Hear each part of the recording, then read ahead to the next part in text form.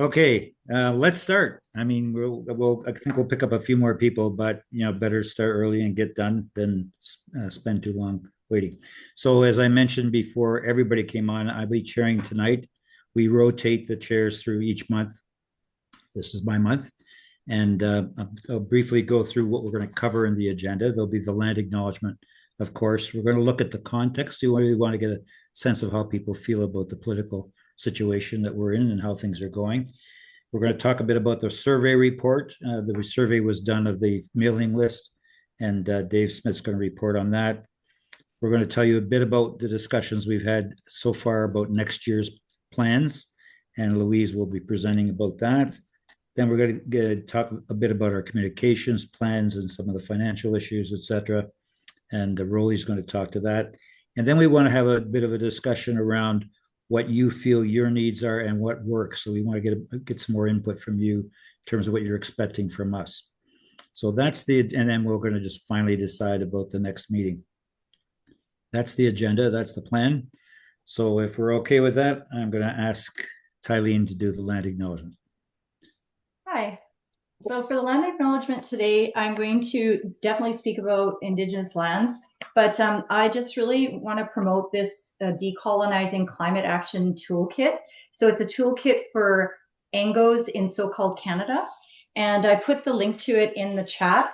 And I think that myself, these are excellent land acknowledgements. So I chose three things to read from here that I felt spoke most to the things that are happening regarding Bill 5 and the lack of free, prior, and informed consent, and how Indigenous climate action is one of the leading ways we can work forward for solutions.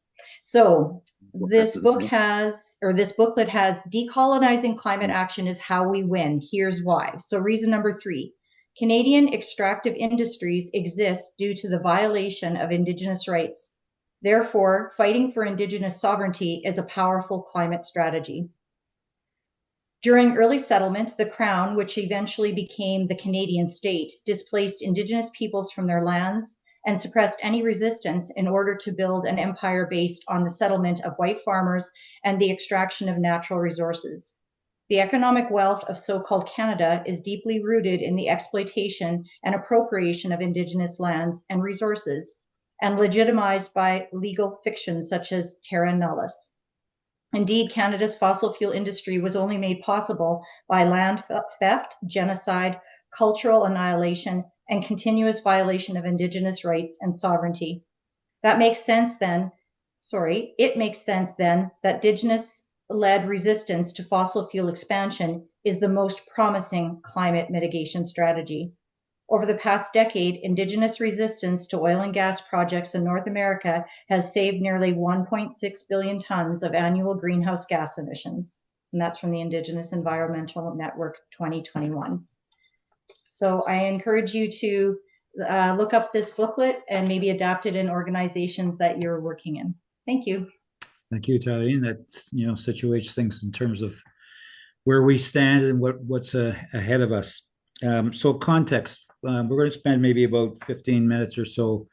I'm going to outline a couple of things that are happening, and we want to get your sense of how you're feeling about the current realities that we're facing going forward. So we know recently the high intensity storms that have been in the Caribbean, the Philippines, Southeast Asia, and the impacts, and there's increasing. Give me a second here. Increasing discussion in the news here, at least in the CBC, which is what I tend to listen to, about the impacts of climate, and it's becoming clear. Floods in India and Pakistan continually. There's been the rise of renewable energy surpassing coal for the first time. On the other hand, coal has had the largest overall use on record last year. So we have conflicting things. The IEA, which is the International Energy Association, says that world oil and gas demand could grow until 2050, given what the US is doing. This is a new position they've come out with. In the US, there's all out war against climate action. The National Guard's been deployed. There's the terror of ICE in terms of attacking on immigrants and sending people back to places where they came from. On the other hand, there have been the biggest demonstrations ever in opposition. The recent election results showed, the change of feeling within the population. But what happens in the U.S. remains uncertain. There's also, of course, the possibility of war in Venezuela, which is a good tactic for a government that wants to take attention away from what it's doing. See what happens there. There are other global tensions that are rising. COP30 is happening, and Guterres has made the public statement that we're blown past 1.5 degrees. We're not going to do that, but he's hopeful that we can come back from that.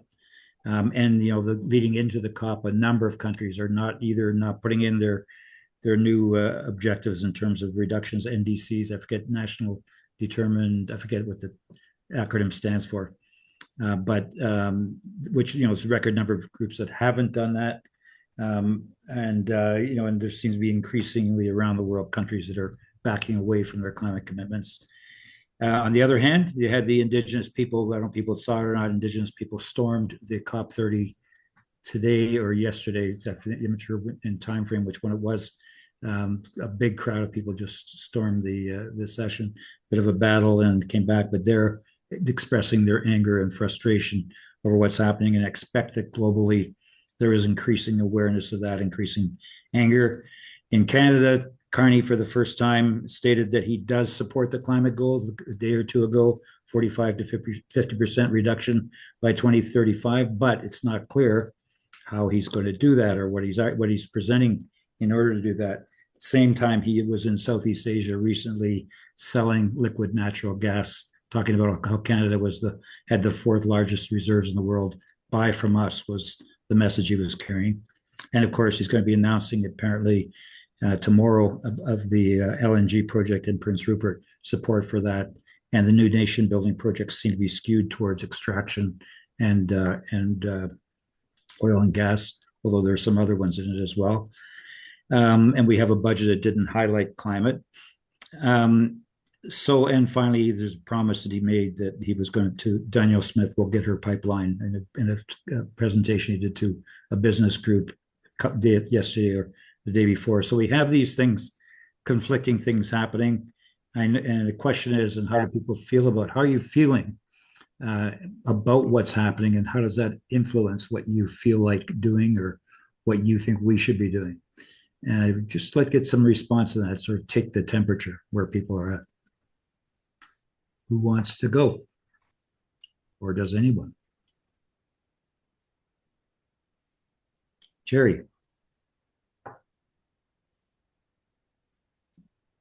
Okay, can you hear me now? Yep. Okay. I can tell you how I'm feeling. I'll try to be as quick as possible. Of course, I live in Alberta. And recently, because I've been involved with CARE, C4RE, I've been to Warburg several times. I've been to Calgary, the big meeting that they had in Calgary. It was packed. I have been feeling positive that we are really actually making a change. We had Canada Forever, this huge petition. We've got one against private money or public money being used in private schools. We have the C4E talking about no more new pipelines, no more new drilling until Alberta is cleaned up. The landowners are pissed off here, and they're upset. And I was feeling actually kind of positive. I thought we had made some changes. However, when you see what the federal government is doing, he's just giving her a platform. He's giving her what she wants, and she needs to go.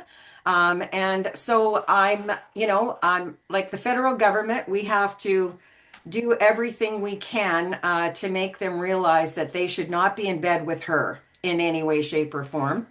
But that's a tall order, but that's kind of where I'm feeling. That's what I'm feeling. Well, that's good news from Alberta. Thanks. Lydia. Well, federally, I'm kind of on the fence still, as you say, conflicted. I still have a little bit of hope. But provincially in Ontario, Premier Ford has been doing even worse things in regression regarding the environment, regarding climate action. So I am kind of resigned to doing small things locally and trying to fight Ford at every turn. And that's giving us hope. We're still a small group, but I am reaching out to a whole bunch of different environmental organizations within Niagara region, and we're trying to, pool together our energy and our resources and our focus to fight certain things. So we've got a letter writing campaign going on right now where we're trying to bombard a whole bunch of newspapers to fight the regression on climate with the Ford government. And locally, we've got a couple of small projects that are on the go as well. So just within our own municipalities. So that's where we're at. Good for you. Thank you. Jeff. Yeah, I'm more fired up the more injustice you get to see.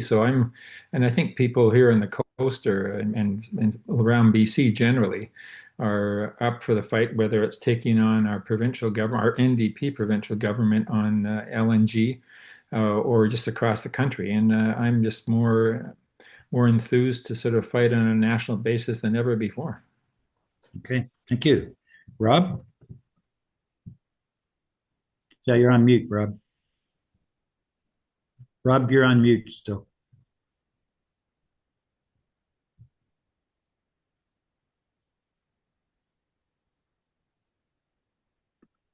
There you go. You're good now. From rural Alberta, it's hard often to be positive, but the thing that makes me feel positive, is that outside of the North American bubble, change is happening. And it's not happening because people want to do the right thing for our children. It's happening because of economics. China is installing a power generating station's worth of solar panels every 8 hours. All around the world, electric cars are increasing, not in North America, but they are elsewhere.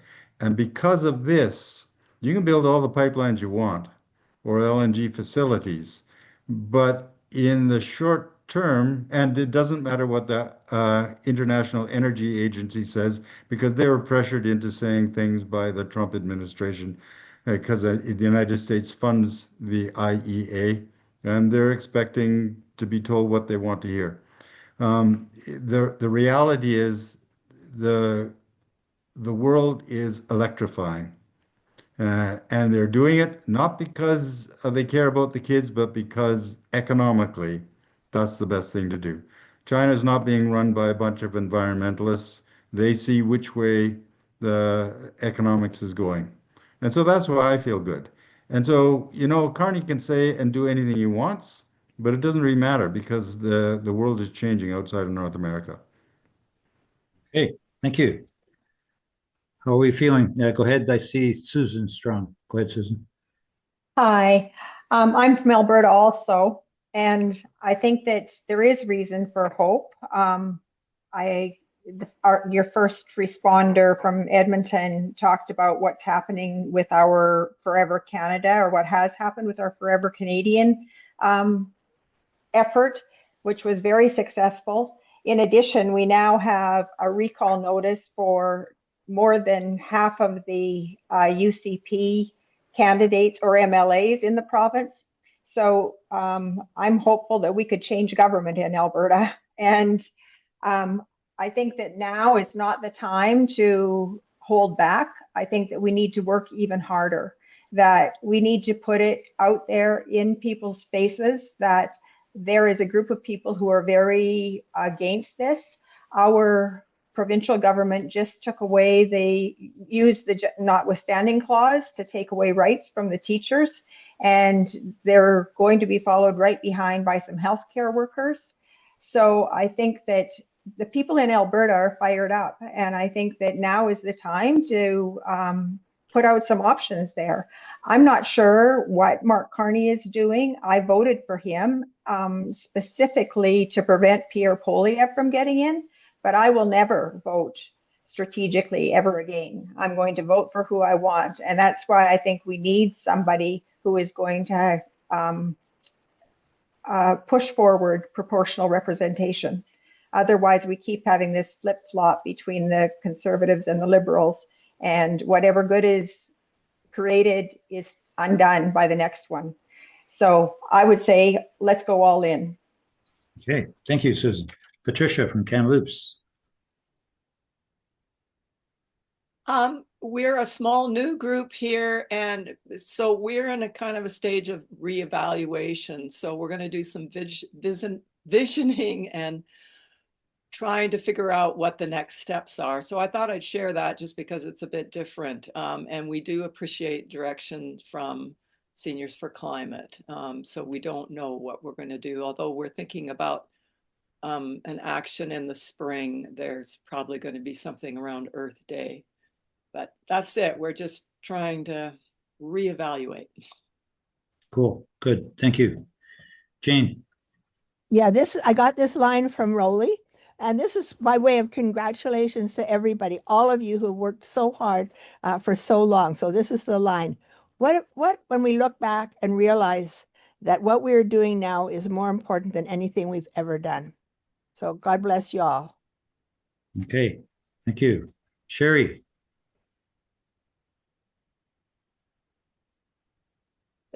Sorry. Hi. Yeah, well, I'm incredibly angry about Kearney's budget and the lack of climate action, and also his cynical attitude towards Indigenous communities, where he's offering money for collaboration in extractive and fossil fuel projects, but not providing any of the money or any real free, prior and informed consent on any of those projects. I'm feeling worried about climate impact in the Caribbean and the Philippines, where I have family and friends in both places, and it's really just alarming to see the size of those tidal waves and, just not knowing what the impact is going to be on loved ones. And worried about U.S. aggression in the Caribbean, again, personally impacting, people and friends, and, worrying about what is going to happen with Venezuela. And that's really, I don't think it'll be limited to that. Even last year, the U.S. military presence in the Caribbean was terrible. But to end on a more positive note, I'm feeling hopeful about how China is responding, as others have mentioned, and moving forward in terms of renewables. But and also really hopeful about Mamdani and that huge victory and things possibly turning around in at least some of the areas in the U.S. And that he was elected on a clear socialist program for economic migrant justice. And locally, we've gotten involved in a battery energy and storage system project, which is a partnership, 50-50 partnership with the Williams Treaty First Nations. And it's still in the proposal stage, but we've been able to play a role in getting support from City Council, which is really a big step forward, given that they were endorsing Enbridge's expansion of their pipeline into Bobcaygeon last year, and that was a battle we lost. But one other last glimmer of hope for me is a group that I'm involved with in Cozumel, Coral Restore, has had some great news lately. We've had interns working with our groups there, and the seahorses are recovering. There's projects about restoring some of the foundational species of coral, and yeah, a few other pieces of really good news from the coral restore work. I mean, it's, just a drop in the bucket compared to the dangers the reefs are facing, but at least there is some hope there. Okay, and Kawarthas is in Ontario and Cozumel is in Mexico. Yeah. Good. Susan.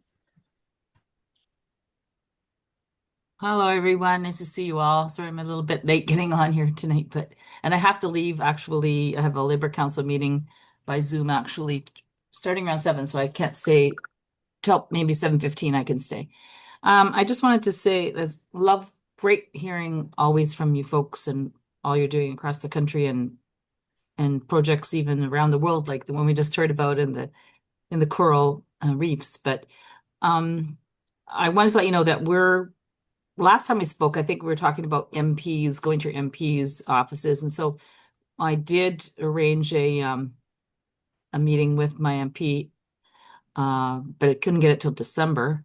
And unfortunately, I have to also not just talk to him about climate, I have to talk to him about the post office because I'm a retired postal worker. And it's just terrible what they're doing to our posties. And we had been hoping to have a public referendum like about the post office, so the public could have input of what they'd like to see for their post office, but it doesn't looking like that's going to happen either. The government's going to, I already heard of the budget as well, that on top of the post office layoffs that we're expecting 10,000, they're going to get another 40,000 and stuff. So it's just terrible times in that respect. But as far as climate goes, we are pursuing, we have our tabling going on in London with SCAN, and we just participated in there's lots of local groups things going on here. That we were in October, the end of October, we were at a Hope Festival they had outside, and we took our rope with our ribbons from the September 20th there, and we added more to that. But we're just trying to figure out what we can do with that. Like I'm going to take some of it with me, I think, to when we do our lobbying with the MP, maybe take some of the best ribbons off and start mailing them to the different MPs in an envelope or something. I'm not really sure what we're going to do because we have hundreds of these ribbons and I don't know what to do with them all. But anyway, that we're just slowly going forward. Nothing too exciting in the future near for us. Thank you. Okay. Thank you, Susan. Good to take Liba, then we'll wrap up. Go ahead, Liba. Thanks. I just wanted to talk about just briefly the need to make the economic argument. I think that as we're always trying to find a way to balance between the doom and gloom and it's all over and what are the positive things we can do about it. So we already heard about how renewables are surging all over the world, and how it makes an economic impact for people. It's cheaper to use renewables. I think that in our messaging, we should try and push that so that people will actually hear it because that's the main concern. Apparently in Canada, that's still the top concern. So let's always look at our messaging and make sure that what we are putting out is what people will hear. Thanks. Okay, thank you. So I take it that people, my impression is pretty clear that despite the problems that we face, we're taking out the issues on. People are active across the country. And I think that I'm particularly impressed by the news out of Alberta, because what it tells us is that as things get bad, people get active. And I think that's what's underlying, across the country, is that sense that it's, that if we step up, we will get people supporting us. And what people need is some sense that there is a way to fight back. And it seems to me this group of people is really ready to take that on. We're going to be coming to a bit of discussion what we're doing in the future after we do the survey stuff. And so that bodes well, I think, in terms of where we're going. So I'm going to ask now David Smith to present on the survey results. Thank you, Nick. And I'll just get my slides going here. Okay. So, whoops, that nasty bar keeps on getting in the way. Okay, so the survey of our national subscribers list was conducted between October the 7th and 14th. It was sent out to roughly 4,700 people. and 560 people completed the survey. We added in the 20 responses from the June 2025 pilot that we did in Saskatchewan. So we had 580 responses, or about a 12% response rate. There were 258 people identify as seniors, but there were quite a few people that didn't answer the question. The distribution of responses by province and territory is very close to how our subscribers are, like province by province, territory by territory. And there's an even split between the people from larger cities and those from smaller communities. So quite a few conclusions that we can come to from this. Word of mouth or social media are the best ways to spread the word about Seniors for Climate. Quite a few people also mentioned getting emails from existing organizations where Seniors for Climate was identified. People want to learn more about climate change solutions and pushing for more action and handling disinformation and misinformation. There was strong support for signing petitions and letters, attending an actual event, and writing personal letters.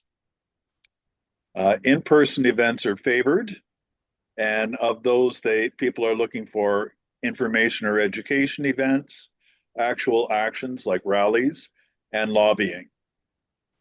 The vast majority see their involvement for in-person events as attending or volunteering. There was a very small number who said they'd be willing to get involved in organizing.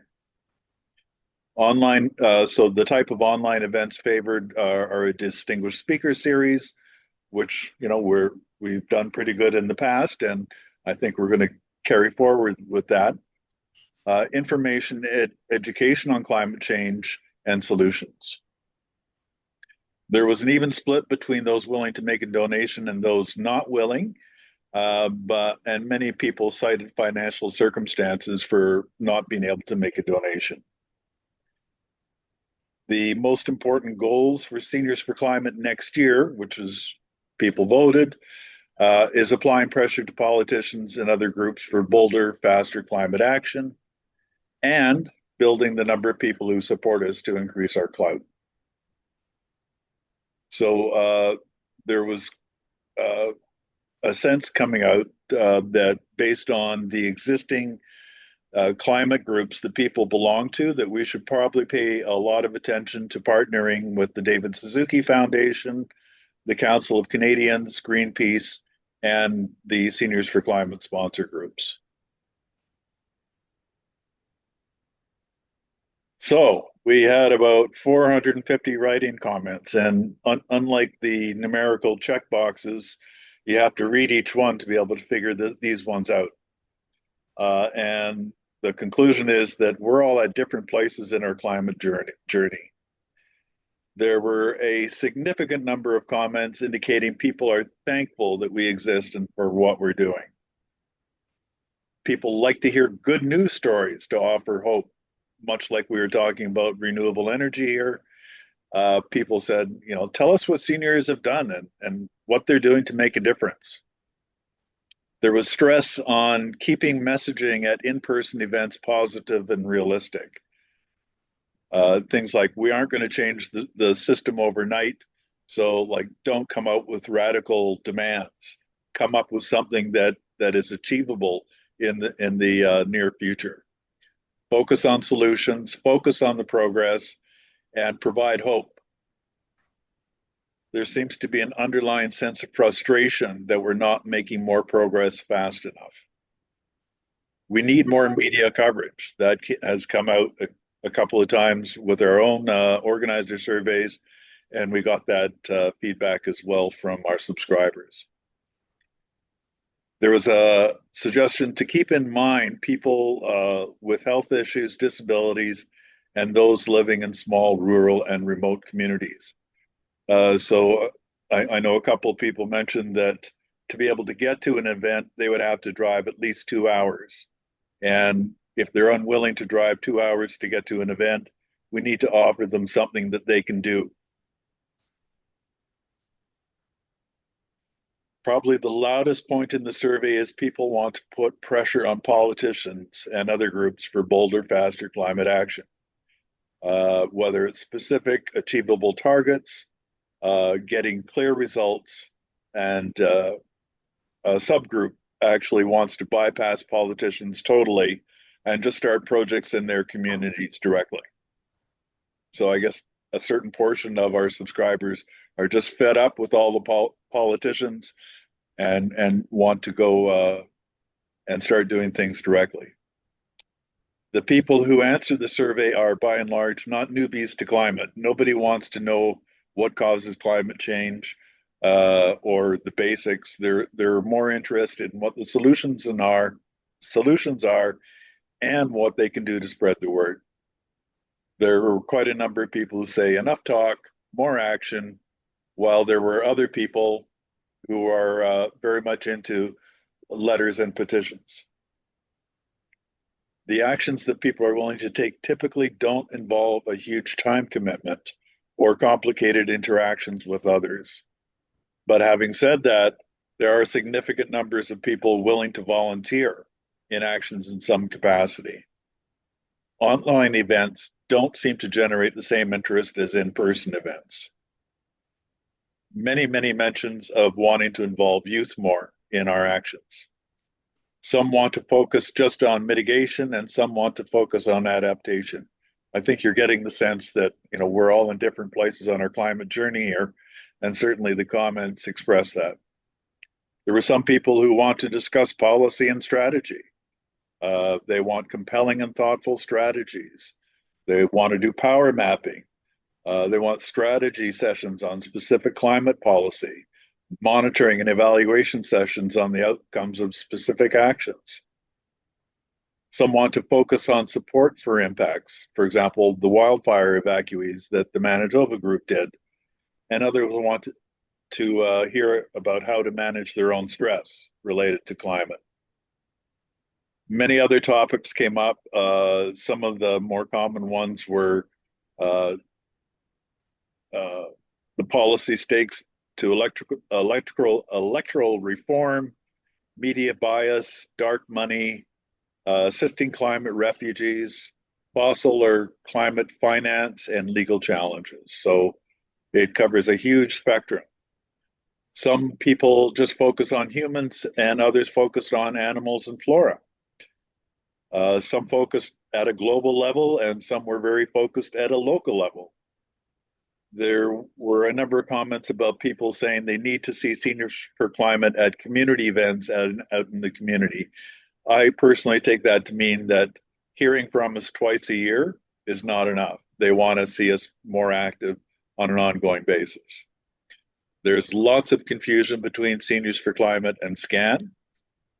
And the last comment there is we need more French material and we need groups in Quebec. So that's the digested summary of all the comments. There is more to this. This goes on for some length. I'm not going to go into it. I will be sharing the slide deck when the video recording and the chat summary go out to you, and you can see the details there. It is broken down at a later time. We have breakdowns by province with all the questions, what people answered to each of those. And I'm going to stop sharing now and ask if there's any questions or comments. Okay, thank you. Anybody have any questions or comments? We'll have 5 minutes for that. If there's, see some positive responses there with the thumbs up. Jerry? Okay. I just wanted to ask, were these anonymous? No. No.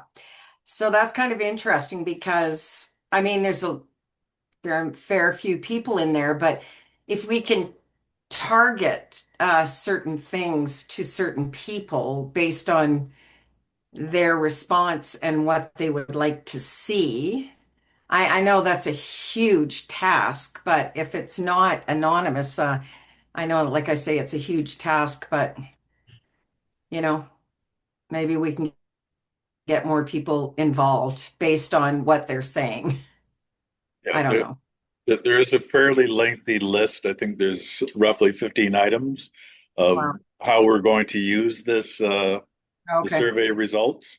So, for Okay. example, the easy one is the ones who said they're willing to make a donation. Rolly is very interested in those people. Okay.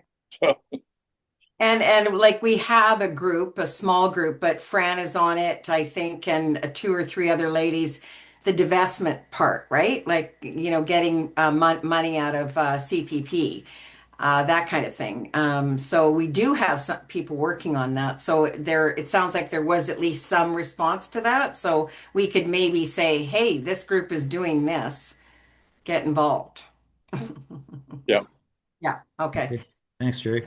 So in other words, target some of the people that we found out information about in terms of what goes forward. Totally. Any other questions or suggestions? Susan?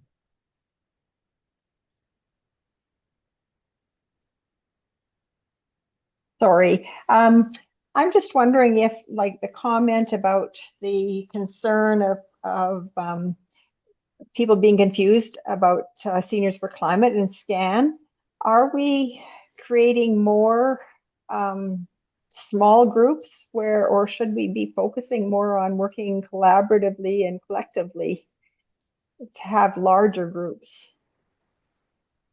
Mm-hmm. That's a good question. That's one we have to tackle, so just a bit of background.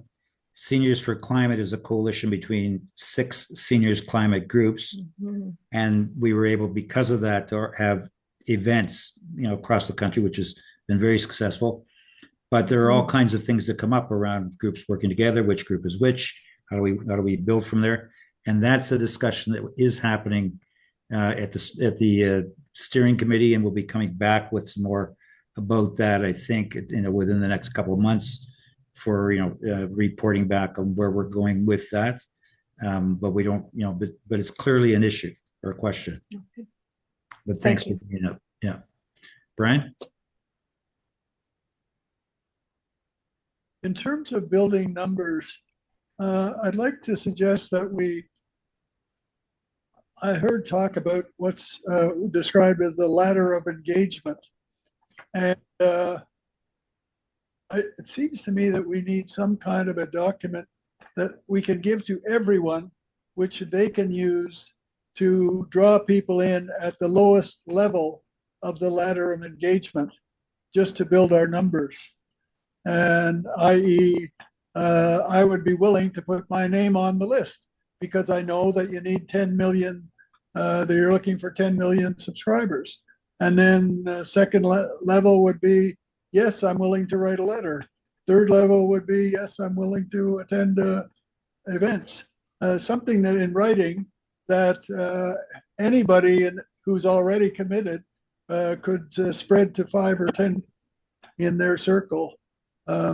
So I would propose that somewhere along the way, I'll take a crack at that to start with. Okay. Good, and see what happens. Okay, thanks, Brian. We're going to wrap up soon after Jeff. We're not going to try and get into a lot of discussion about what to do with the survey, but about the survey itself, and then we'll be coming back because we have to talk about all this stuff in future meetings. Jeff? Yeah, I think the comment about do we need a larger group or do we need a smaller group? I think this is the larger group, and we're reaching out, and each of us represents smaller groups. I mean, through the BC Hub, I think we're probably going to do hopefully a lot more, because when we had the September 22nd event, a number of the comments were saying, well, okay, that's great. We did something in April. We're now doing something in September. Are we waiting an entire year before we do something else? Because the thought was you don't put much fear in the hearts of a politician if only once a year some people speak up. So I think at the local level we need to have a lot more engagement, but then this national body helps us create a common message that we can carry across the country and sort of build from there. So I think this is both of those things. Okay, thanks. So we're going to go from here into the discussion of what we've got planned so far next year, and recognize that the questions people have brought up, we will be dealing with as we start the new year. Carol? Yes, just quickly, I was thinking about what Jeff was saying and aware that the BC group is doing some preparation to help people engage in lobbying. And it made me think, yeah, having a kind of strategy of, okay, this is what we do now, this is what we do next, to kind of get people, I guess, Brian, this would be the ladder of engagement. So I just wanted to say that. Thanks. Okay, thank you. Yeah. So we will be having these discussions. I don't want to suggest we're not. Later in this meeting, we're going to ask people what they need and what works locally, etc. In the new year, we're going to be coming back and talking about the broader objectives and what can we go beyond what we've decided and working on so far. Right now, I want to go to what we have planned at this point for next year. So the idea that we talked about, and I'm highlighting for June in particular because it's happening during Environment Week, because we have lots of opportunities to be outside and to do things. And the data leads me to say something to you like this, that, our theme could be, let's talk about climate change. And when we're talking about climate change, we're telling a story of let's regulate those polluters and it's time to build clean.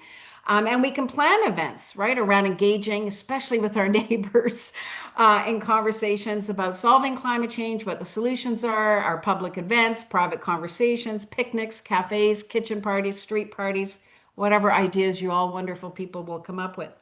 And then if this is an idea you want to pursue, then obviously let's talk about that. This is not a top-down process, but it's one that we thought you might be open to. And then September, we were thinking about more lobby type activities because it's colder, more indoor type things, but also opportunities for meeting MPs during constituency weeks, getting letters out, going to public events where MPs or MLAs, if you're on the provincial side, are going to be in attendance and so on. So those are some of the data that generated the idea. And I'll stop sharing my screen, and I hope I didn't speak too quickly. I know that was a lot of stuff. There we go. Great. That was very good. Thank you very much, Louise. So let's have a 5 or 10 minutes discussion around response or questions for Louise. So the idea is next year, 2 major events, June 1st to 6th is Environment Week, and we're asking all organizations, environmental groups across the country, we're trying to get them to all come out and do something around climate that week. And then in the fall, major mobilization focused on MPs in one form or another. Tylene.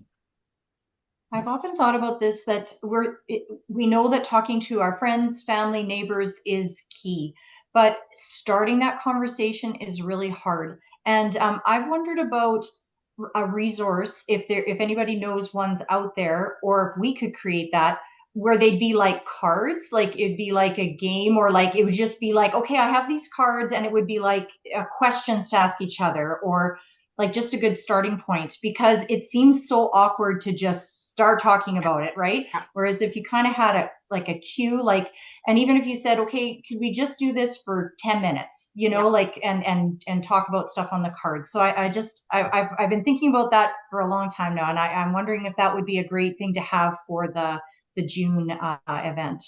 It's a great idea, Tylene, and we do have resources for that. There's been lots of work done on how to have a climate conversation.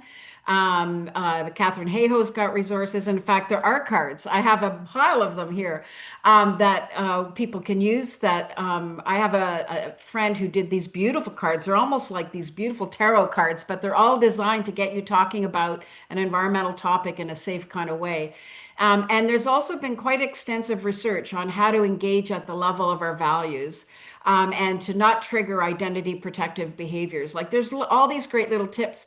And in fact, when I was teaching climate change at the University of New Brunswick, this is the first assignment that the students in my climate change class had, was to have a conversation. And I spent a month training them how to do it and helping them understand things.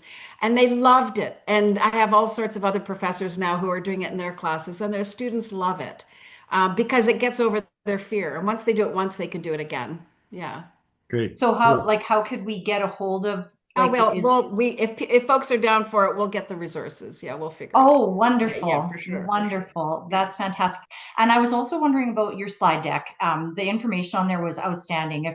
I'm assuming Seniors for Climate is always so good for sharing things afterwards. I would love to have some of those stats. Yeah, for sure. I'm just going to wait a little bit on this one because I have to wait for the proper Abacus data to come out in terms of their presentation of it. But I'll also be doing a webinar in January, which you'll all be invited to. So we'll be able to share it more completely then. Yeah, yeah, yeah.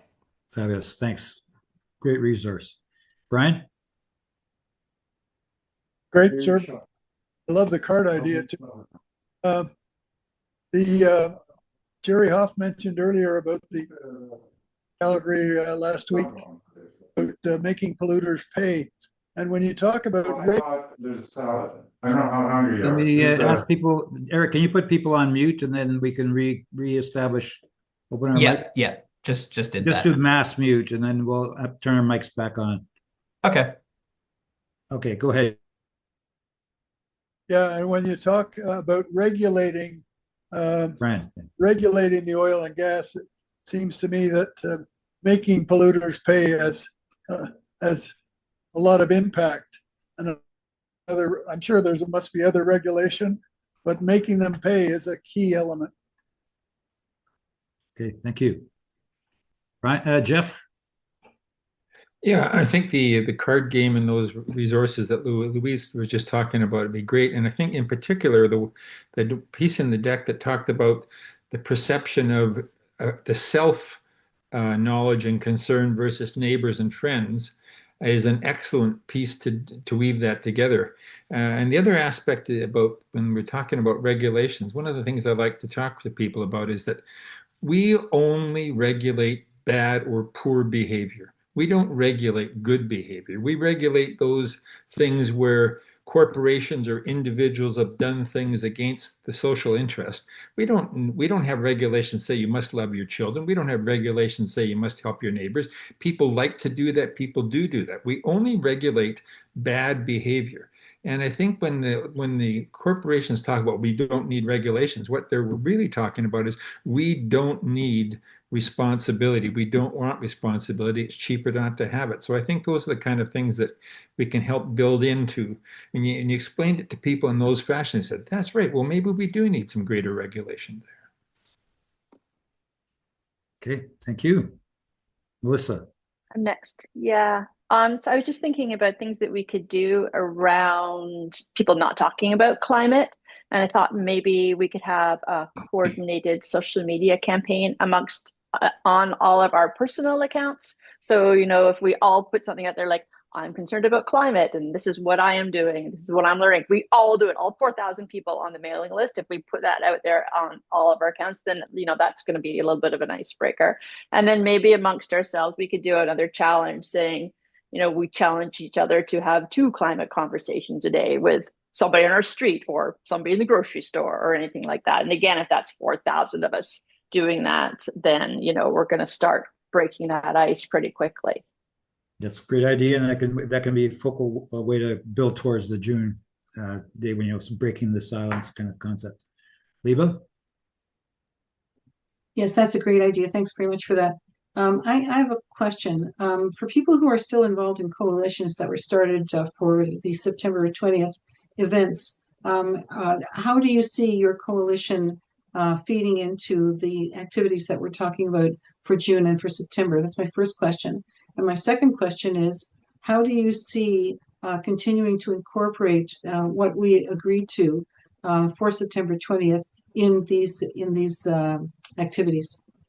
Okay, I'm going to put that to a future discussion because I don't think we're going to be able to deal with that right now, but we'll note it, and because just in terms of time. So the note would be as we talk about where we're going to address those issues. I don't think we can do a survey of that right now. Is that okay? Okay, so we'll take a note of that. Somebody will anyway.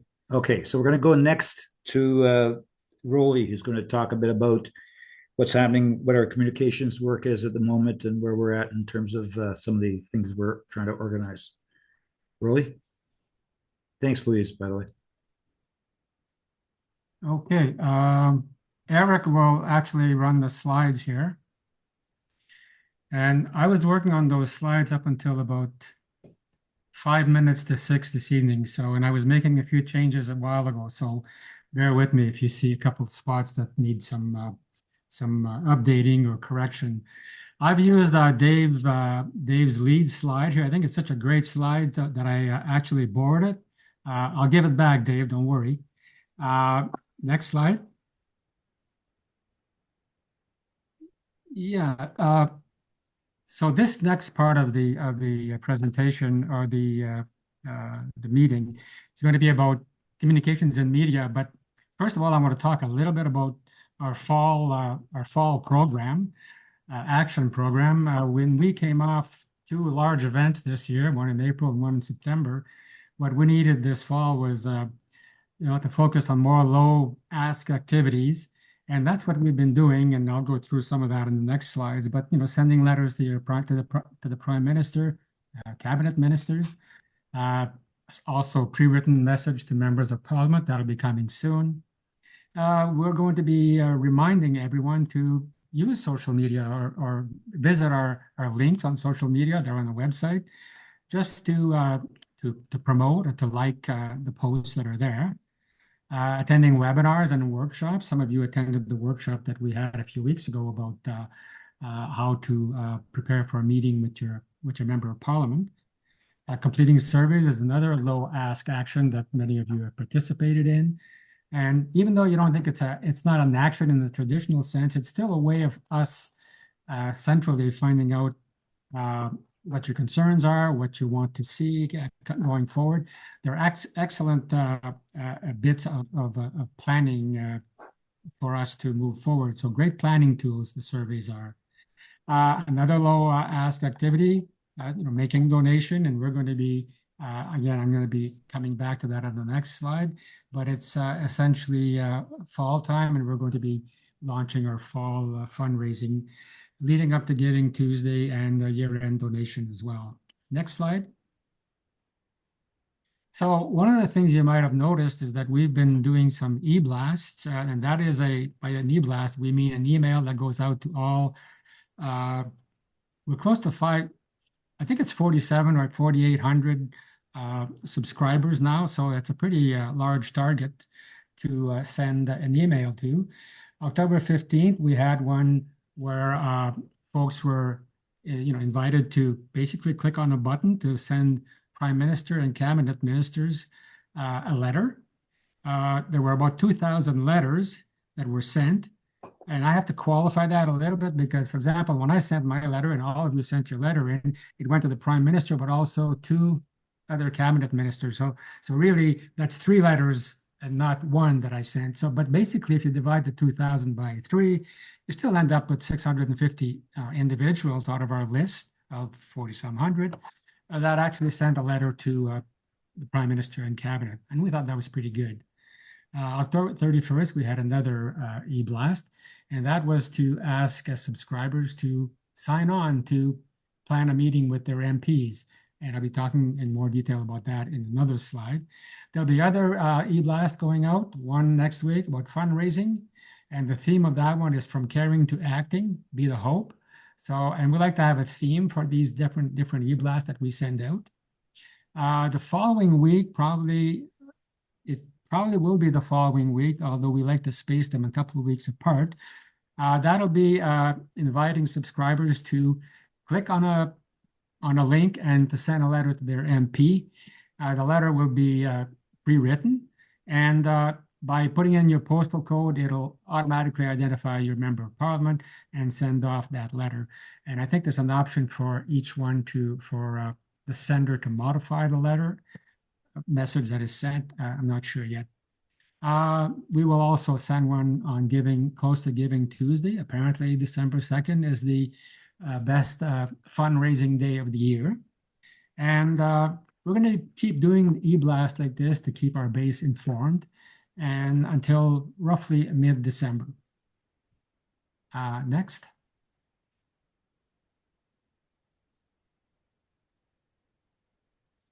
I want to come back to the action, the Meeting Your Member of Parliament campaign. And the reason the word lobbying is highlighted is to explain that we have been told by basically our largest funder for 2025, the Salal Foundation.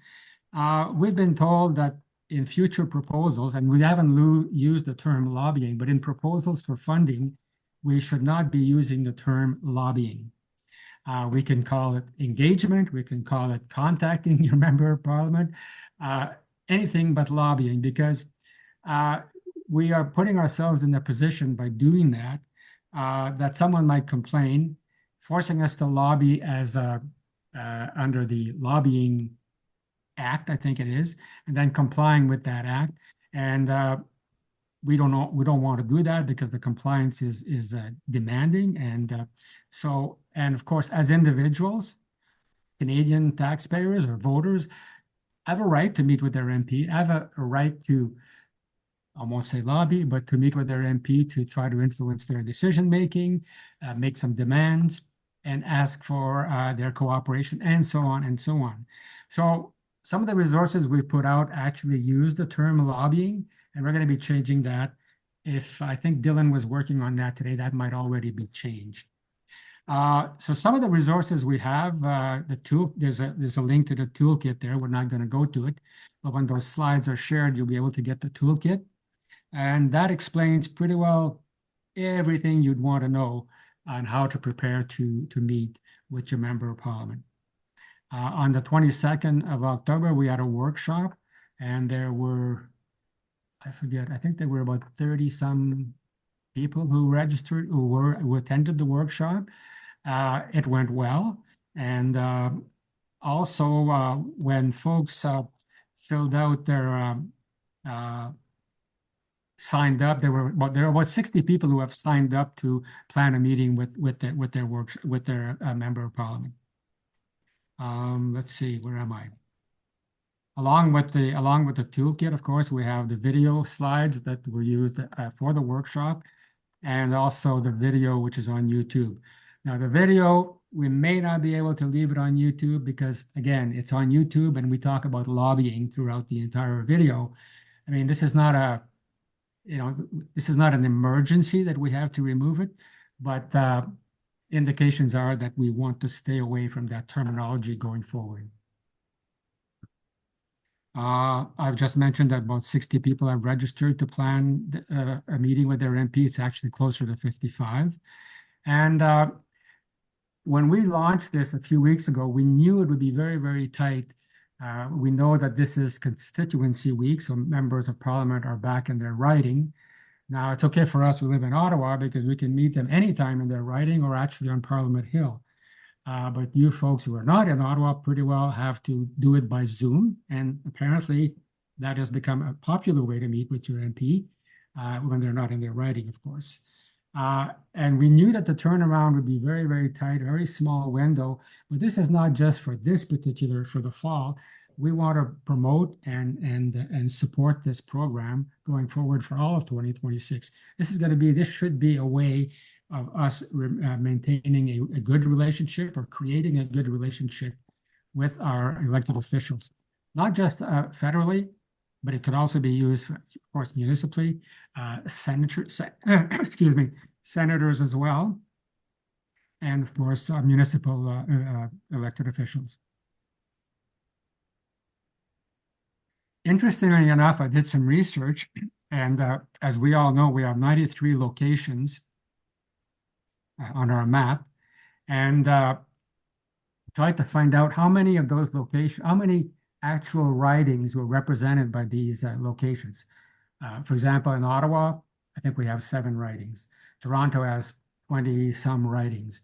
So to match up the locations to the ridings, we actually have people organizing on the ground in 170 ridings. I mean, that blew me away because, I mean, that's a lot of ridings. There are 338 ridings. This is half the ridings. We actually have people on the ground who have been organizing with Seniors for Climate in half the ridings. Now, I mean, I have this vision that, you know, we can meet 170 members of parliament in the coming year. So that if we could, that would be That would be gigantic. Next slide, Eric. Some of the work, of course, in communications involves the website as well. Earlier today, I was doing some work on the website. We've now added a banner that says how to meet your member of parliament. And you click on there and it gets you to the Meet Your Member of Parliament page. And I'm just wondering, Eric, can you click on that and then come back to the slide in a minute?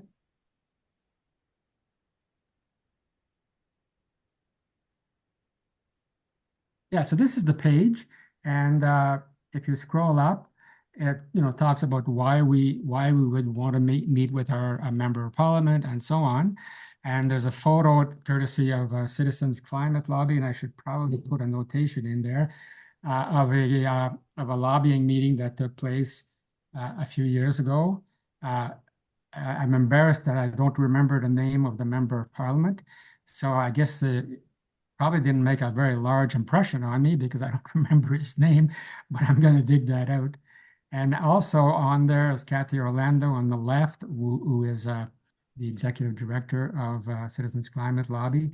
And the two young girls are Sophia and I'm pointing this out, Sophia and Alex, and they're two of the youth who have sued the Ontario government, the Ford government, for failure to, under the Constitution, to protect the rights, their environmental rights.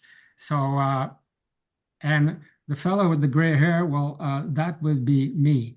So we had a good group that day. I wish I could remember the other two gentlemen, but I just thought I'd point that out. So, and if you go down a little bit lower, again, this is where you can click on your toolkit, the workshop slides, and you can also, if you're not already signed up, anyone visiting this could sign up again to register for a meeting with their MP. So back to the slide. So that's the resource that's on the web page now. And social media, very active on social media. We've had a student, her name is Jordan, and she's actually apparently used all of the photos that were generated by the September 20th National Action, Cross Canada Action. And she's used those in all of she's been posting those since September on Facebook mostly and Instagram. And what we're going to be doing for the next month is doing posts to promote our subscriber base, or to try to increase our subscriber base.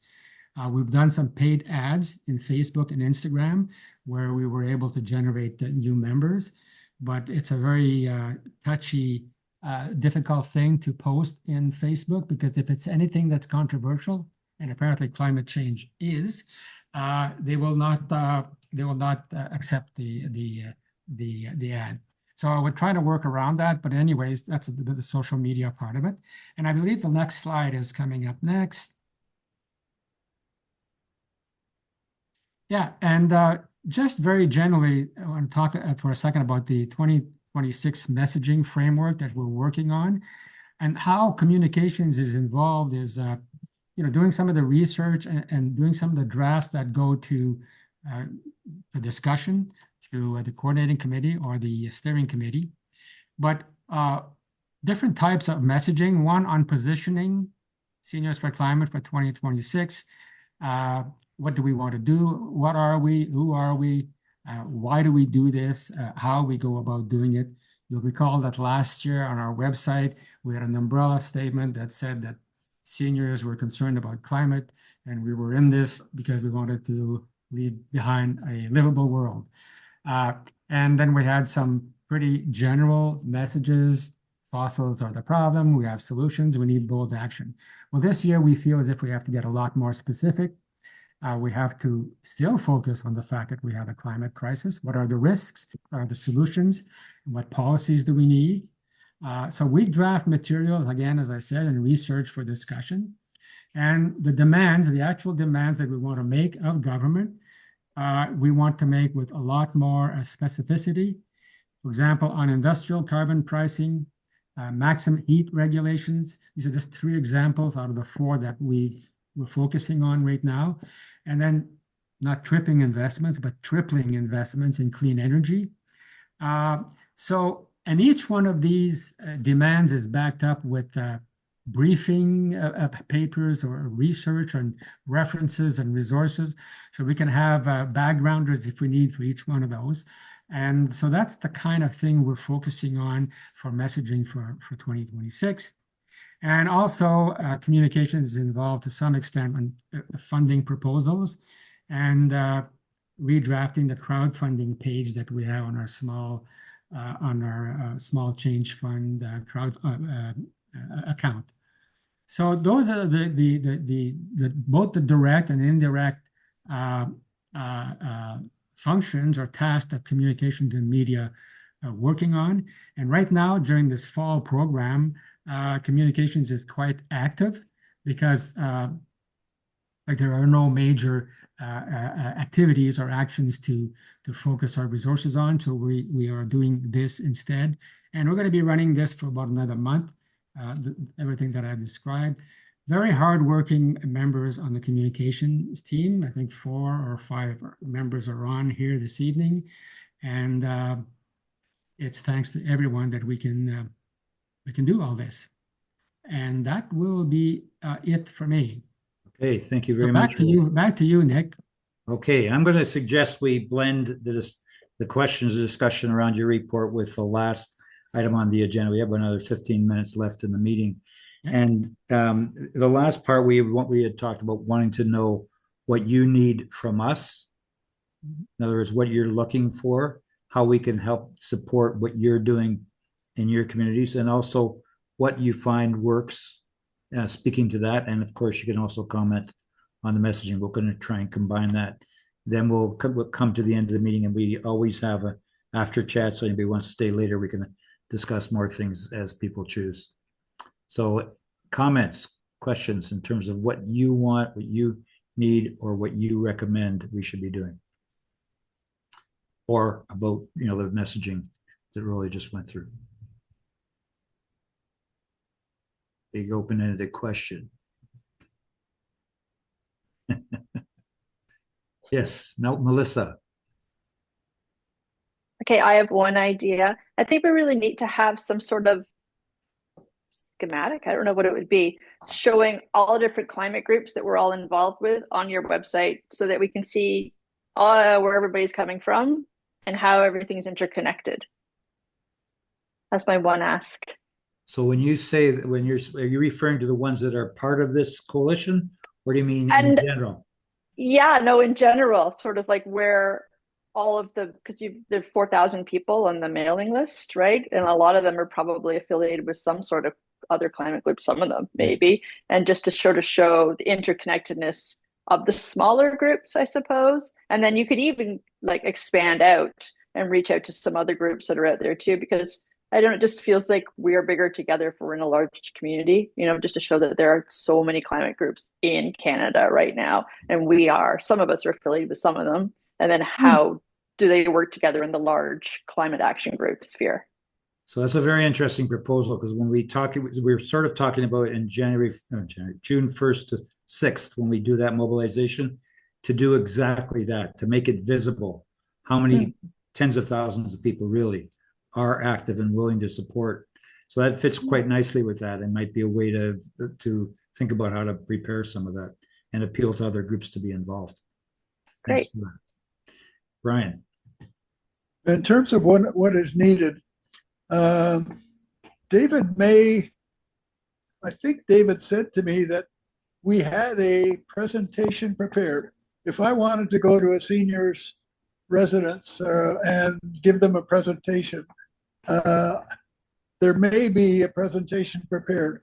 If there is not, I think that would be something that would be helpful to everybody, that somebody could just put it on a hard drive and take it to a location and give a presentation. So David, I don't know if I think you might have said that such a thing existed, but I have yet to see it. It does exist, and it is a basic presentation. Yeah. Okay, so my suggestion would be to send that out, some link to it or whatever, in the next mailing we do. Does that sound okay? Okay, and Roy, that you can, It's on the website, Nick. so then the link to the website. So just to highlight it in the next mailing. That's great. Thank you. It does need some updating though. Well, in that case, that's a different matter. So that means we don't have something. So I guess we'll sort that out, Yes. if whether we have something or not. Maybe go through that. Jeff. Yeah, it just seems to me that might be worthwhile to ask each and every one of the 93 locations to provide a paragraph or so about who they are and what they're doing in that area. So we end up with a growing catalog of organizations that people can have a look at and maybe get some inspiration. Well, we could try to do something like that as well. Okay, thank you. Other things that people feel would be helpful. Susan. I'm just wondering, I know advertising is very expensive, but could we do some national advertising? Like the Draw the Line event, actually, I've seen a number of references to it in other news articles. And I think that especially if we're going to continue to use a Draw the Line theme for future events, could we advertise across, like nationally, that it's upcoming and, encouraging people to be more engaged? So advertising, I don't think we've done some on social media.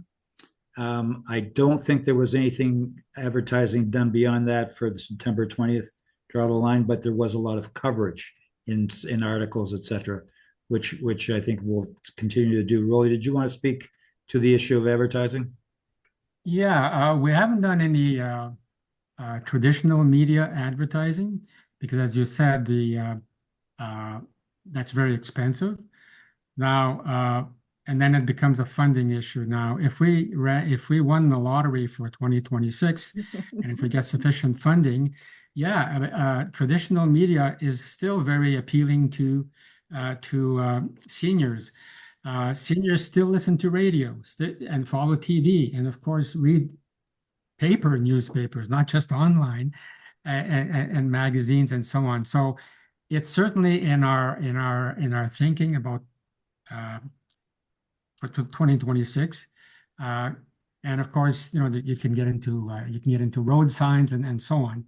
But knowing that seniors are more inclined to follow traditional media is something that we will certainly spend more time on and resources in 2026, along with the social media, which is basically free except for someone who's doing the work. Thank you. But that's a good suggestion. Thank you. Yeah, and we did put some money into a media effort in the traditional media in October 1st, and there's ways of revisiting that as well. Jeff, did your hand up again? Yes, one of the ways we could do advertising with no cost. I mean, one of the things young people say, well, Facebook, that's what older people use, and that's true, but that's who we are. I regularly get good articles and good pieces that I post on my website, and then I go and share it with sometimes 20 or 30 different groups who then share it up from there. So if we have some regular pieces that came out, we could each one of us put it on our Facebook page or whatever else we use. And then if you've accumulated other organizations, send it out to them. And that costs nothing, but it gets a lot of coverage. So Melissa raised that earlier about sort of a blitz of all organizations putting the same thing on at the same time. And that's sort of related to what you just brought up. And maybe that's something we can look at. I mean, what Jeff's point is valid on its own, but perhaps there's a way we can actually coordinate sort of a blitz between all the organizations locally, people who have Facebook, social media stuff. Melissa? Back along the same lines, then we could probably do coordinated letters to the editor. If we had a theme of the month we wanted to talk about, I don't know, maybe electrification or heat pumps or something like that, and we all wrote letters to the editor on whatever that theme was. Another good idea. And we could work month by month, like a theme a month. Mm-hmm. That's what we planned it in advance, right? Yeah. Yeah. Okay. Cool. Other thoughts, Brian? This is just for clarification purposes. I think I'm right in saying that we are not tied to the draw the line headline. That was for a particular event. And Susan mentioned if we're about us using it going forward. I have no thought about doing that in Calgary. Yeah. In fact, as far as I can tell, it isn't centrally happening anyway. So maybe we'll try and get more information on that. But no, it's not. It's not an ongoing thing from what we can tell. Anybody else?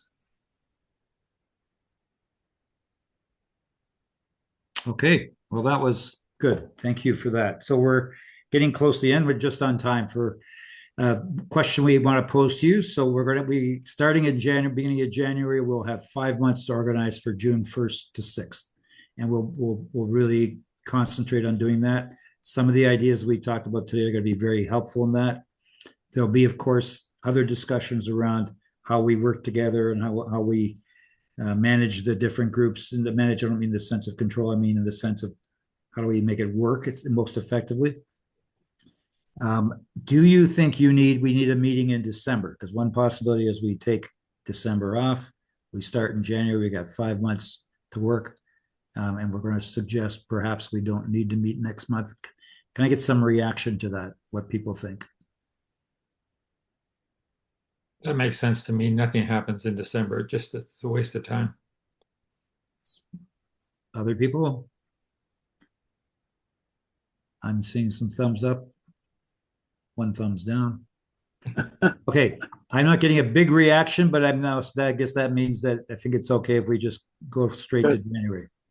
Is that right? That's what I sense. Okay, so that's what we'll do. So the second, give me a second to remember what the date is in January.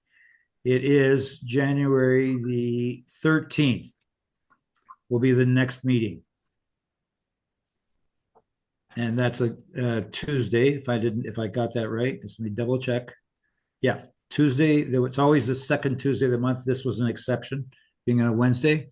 So put that in your calendars, please. We will come back and we'll be ready to go on this general. We've got a lot of good ideas today. We have a target, two sort of target dates, and I think there's a lot that we're going to be able to look forward to. We now can go to what we call the after chat. Where anybody wants to stay, bring up ideas, discuss, we'll do that. Thank you very much for this attending today. Have a great holiday season. Thanks for your work all year, and look forward to another big splurge next January. Take care.